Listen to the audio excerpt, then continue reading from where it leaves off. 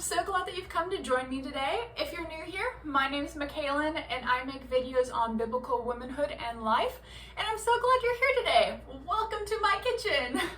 I'm just working on hand drying some china.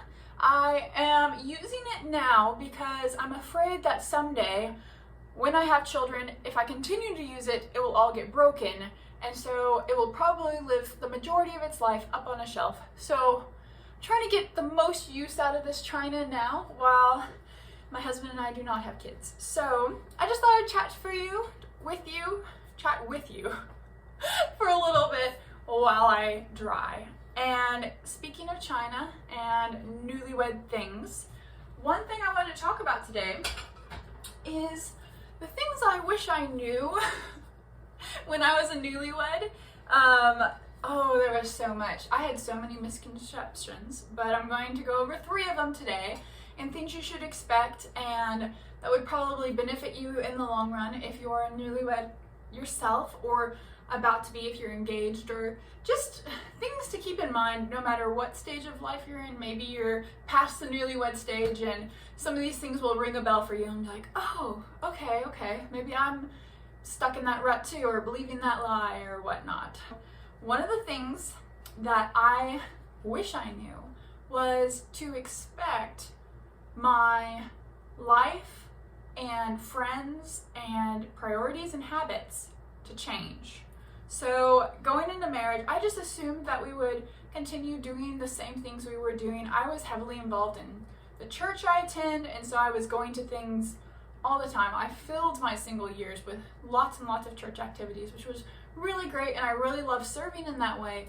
But then when we got married, it was so hard to continue that because I had different priorities now, and now I couldn't be out every second night of the week, and all that changed. And I was like, oh dear, like am I sinning by doing less and whatnot?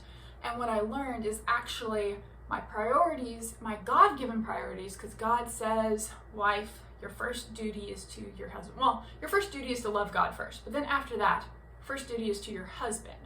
And so by spending all my time at the church and not with my husband, not taking care of my husband, that is actually sinful. Even though you're doing something good, it does not replace being obedient to God and his commandments. So I had to realize that now my priorities were shifting. And even with my single friends, once I got married, I was determined that I would keep every single one of the friends, and I would continue meeting up with them for coffee, going to events, calling them, texting them, all the things, the same amount as when I was unmarried.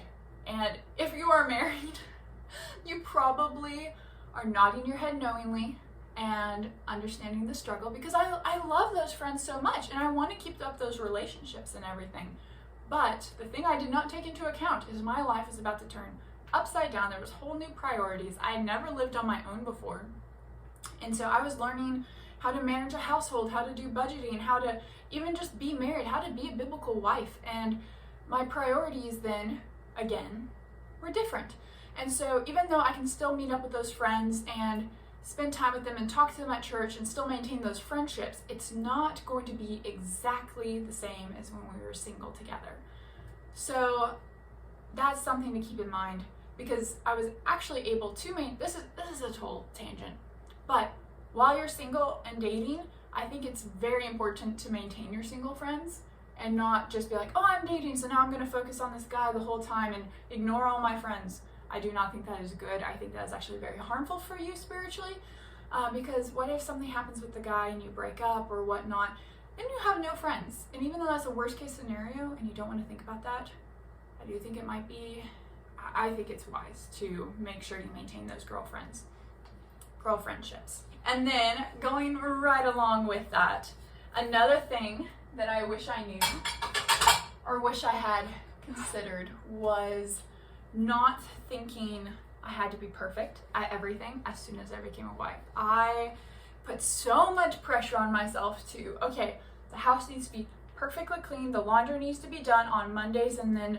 on Tuesdays there'll be no other laundry, and then I'm going to meal prep and do all these things like this, and this is what this is going to look like, and this is what that's going to look like. And then suddenly my whole life was just falling apart because I was new at this, so I was learning new skills that I had not yet developed, and I was not giving myself time or grace to create those habits, to create those skills. So it was really a dumpster fire because I was so worried all the time about how's the home, oh dude, there's dishes in the sink, I'm being a terrible wife. No. I did not give myself the grace I needed for this new stage, and I would do that totally differently and really rely on the Lord's help first and foremost. I would, realize like this, God has prepared me to be a wife because God can give me the strength to be a good wife. And I need to rely on Him first and foremost and be praying to Him and asking Him for His help. And then whatever gets done. And that is so great. If I got all my chores things and everything was falling into place, and maybe that happened for you. Maybe you got married and it was very seamless and easy. It was not for me. It was quite the transition to go from living in my parents' house with all my siblings and then married to my husband and just merging those two households. It was very different. And so I would just really give myself more grace and remind myself that it is okay because I'm learning, and that this is a very cliche phrase, but it's direction and not perfection. So as long as I'm trying to stay on top of the household duties and trying to learn how to budget and trying to learn all the things I need to know now as a new wife, a kind of household manager in a way, there's so many new skills that come with homemaking. As long as I'm, pursuing that and doing it to glorify God, then God is pleased and my husband is pleased, because my husband doesn't come to me with a whole list of, oh, you should be doing this, you should be doing this. He's such a gracious man and I love him to death. And realizing that I am being prideful, for me, it was a pride thing, because I was like, oh, I should have this down. I want to be the perfect wife and be amazing at everything. And so it was a very big pride thing for me. And I had to humble myself and realize I don't have this together, and that's okay. And now we've been married for not quite a long time. It has not been long, but past the 6-month mark. And everything is just now falling into place because I've learned the skills and developed them, and now everything is going so much smoother, and I wish I'd just not been so hard on myself in the beginning. Speaking of chores and whatnot, I would definitely say another thing I wish I'd done differently is I wish that I had taken into account that my husband has great ideas and his advice is not, I really wish that I had taken advantage of all my husband's suggestions and realized, like, we have these two households that are merging. So my husband has very good ideas and very good opinions. And sometimes I'd be like, no, that's not the way I grew up doing it. No, I don't like that. It's different. That's not how my mom did it. And that's okay. We all are bringing different parts into the marriage, but being open to the ideas and realizing, like, oh, this way might be better. Oh, this way actually saves me a ton of time. And just being open to that and being okay with that, and just treating each other with graciousness and not just, discounting the idea because I'm here all day and I know how to do this, but being open and, continuing that conversation, like, oh, well, why would you say this is a good idea for me to do this way? What are your opinions on this? Do you prefer your laundry folded like this or this? There are some things that are just do not matter, like the way you fold the towels, right? If your husband does not have a big opinion on that and, they're just towels, then it's okay. Just do it the normal way you would usually do it and just stick them in the cupboard. That's okay. But there are other things that actually might be really, really good for you to compromise on and kind of take his advice, and vice versa.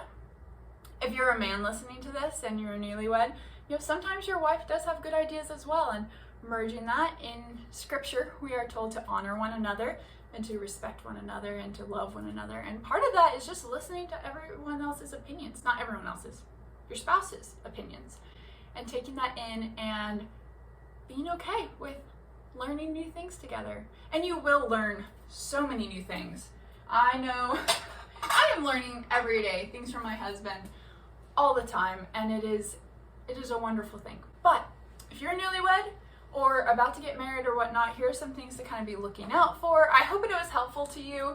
I have definitely learned a lot through God's good grace over this whole newlywed season, and I hope you're encouraged. It was really great chatting to you. Like and subscribe if you haven't already, and if you'd like to see more videos like this. Have a wonderful day. Cheers!